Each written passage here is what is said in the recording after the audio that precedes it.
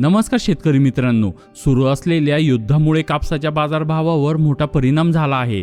कापसाची मागणी आणि बाजारभावामध्ये मोठ्या घडामोडी होत आहेत। त्यासंबंधी आताची नवीन अपडेट आज आपण या व्हिडिओमध्ये पाहणार आहोत, त्यासाठी हा व्हिडिओ पूर्ण पहा। पश्चिम आशियात सुरू असलेल्या युद्धामुळे क्रूड तेलाचे दर वाढल्याने पॉलिस्टर सारख्या कृत्रिम धाग्याच्या किमती वाढल्या आहेत। त्यामुळे कापसापासून बनवलेल्या नैसर्गिक धाग्याच्या मागणीत वाढ होण्याची चिन्हे आहेत। त्याचा कापूस उत्पादक शेतकऱ्यांना फायदा होण्याची शक्यता आहे। कृत्रिम धाग्याच्या किमती या पूर्णपणे पेट्रोल केमिकल्सवर अवलंबून आहेत। युद्धामुळे अनिश्चितता वाढल्यामुळे किमतीतील चढ-उतार तीव्र आहेत। क्रूड तेलाचे दर काय राहतात यावर कृत्रिम धागे आणि कापसापासून बनवलेल्या नैसर्गिक धाग्याच्या किमतीतील समतोल हा अवलंबून राहणार आहे। क्रूड तेलाचे दर वाढल्यामुळे पॉलिस्टर धाग्याच्या किमती या 10 ते 25% वाढल्या आहेत। या घडामोडीच्या पार्श्वभूमीवर चालू हंगामात कापसाचा खप हा 10 लाख गाठींनी वाढण्याची शक्यता आहे, असा अंदाज कॉटन असोसिएशन ऑफ इंडिया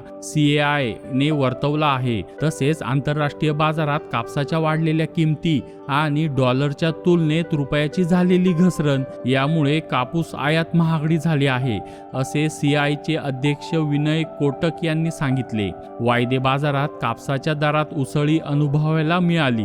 कापसाच्या बाजारातील कल लक्षात घेता कॉटन कॉर्पोरेशन ऑफ इंडिया गेल्या काही दिवसात कापसाची विक्री किंमत 3 टप्प्यात मिळून एकूण 1440 रुपये प्रति कॅन्डी वाढवल्या आहेत।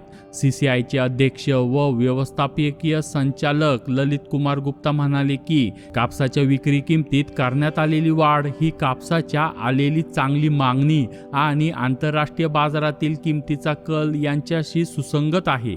CCI ने 2025 ते 26 या हंगामात जवळपास 104 लाख गाठी कापूस खरेदी केला आहे। किमती वाढलेल्या असल्या तरी CCI सध्या दिवसाला 1.5 ते 1.6 लाख गाठी कापूस विकत आहे। युद्धामुळे जागतिक पुरवठा साखळी विस्कळीत झाल्यामुळे गेल्या काही दिवसात चीन, बांगलादेश आणि व्हिएतनाममधून भारतीय कापूस सुताला मागणी वाढली आहे।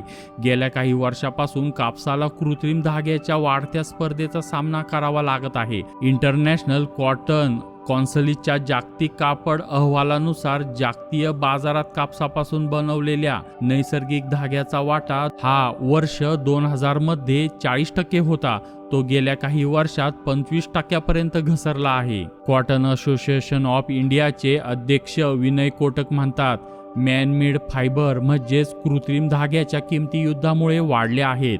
अनेक मिल्स आता MFF ऐवजी पुन्हा कापसाकडे वळतील। कापूस आयातही सध्या महागडी झाली आहे, असे विनय कोटक यांनी म्हणले आहे। अशा प्रकारे कापसाचे पुढील अपडेट जाणून घेण्यासाठी आत्ताच्या चॅनलला सबस्क्राईब करा आणि बेल आयकॉन क्लिक करा। धन्यवाद।